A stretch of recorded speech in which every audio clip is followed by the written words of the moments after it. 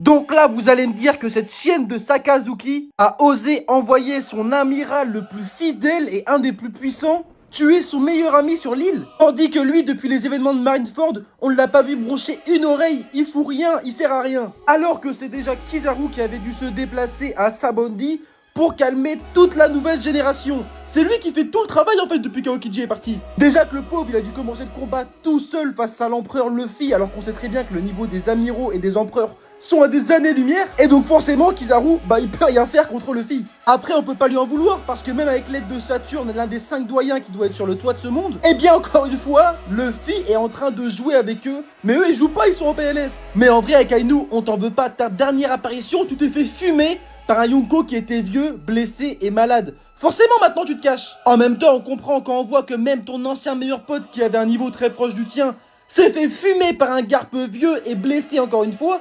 On comprend avec Ainu pourquoi tu envoies les autres au charbon, clairement.